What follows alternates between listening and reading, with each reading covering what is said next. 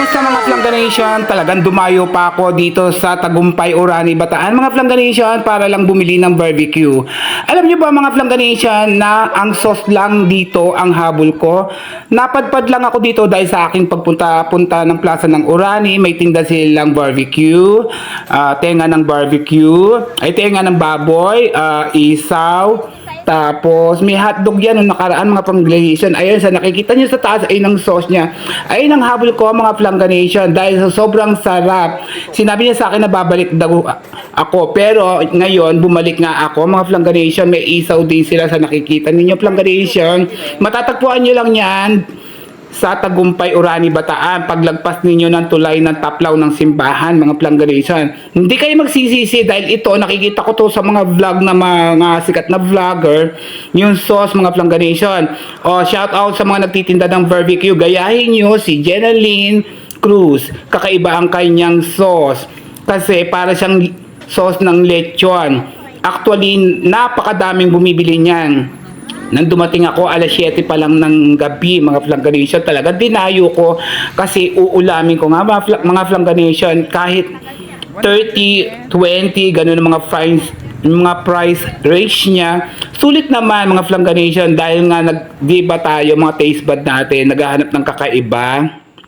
So habang naghihintay ako mga Flangganation, nag-selfie video muna ako at umupo ako sa aking service na pangmalakasan na e-bike mga Flangganation at para makita nyo ang aking outfit for the day. Maganda ba mga Flangganation? Binili ko lang yan sa TikTok na nagkakahalaga ng 198. Actually 195 yan.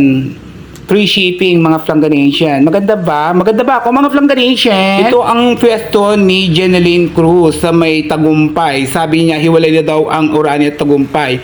Paglagpas niyo ng tulay ng taplaw sa may simbahan, ayun sa nakikita niyo mga Flangganation, matatagpuan niyo ang kanyang pwesto na napakasarap talaga. Hindi kayo magsisisi. Highly recommended ko ang sauce ni Jeneline. Grabe, napadaan lang ako diyan, sinubukan ko lang ang barbecue kasi that time nagugutom ako, kaya tinry. Nung unang punta ko dyan mga Flangganation, hindi ko siya na-video. So, parang nag-sick in sa akin yung sauce niya. Sabi niya, babalik daw ako. Aba, totoo nga. Naalala ko, bibili ako ng ulam ko ngayong gabi. So, nagpunta ako sa pwesto niya at dinayo ko. Galing ako ng Pulisermo sa Bataan. Talagang dumayo pa ako. Actually, may nagtitinda sa amin na barbecue. Kaya lang, hindi katulad ng sauce niya. Ganun ang hinahanap ko, yung katulad ng sauce ng kanyang sauce. Yung parang sauce ng lechon. Ganon mga Flangganation. So nakikita niyo mga Flangganation, ayan sinasabi kong sauce, yung parang sauce ng lechon. Hiwa-hiwalay yan mga Flangganation. Kung gusto niyo ng sauce na walang maanghang, may maanghang, ganon mga Flangganation. Wala sang ketchup, as in talagang purong sauce na napakatamis. Hindi niya sinasabi kung anong ingredients. Masarap talaga mga Flangganation. Hindi kayo magsisisi, highly recommended ko. Subukan yung bumili, kundi sasabihin nyo totoo ang sinasabi ko sa mga taga-Hermosa at mga taga-Orani. Ba, miski mayaman, bibili dito eh. Miski nga politiko, bibili dito.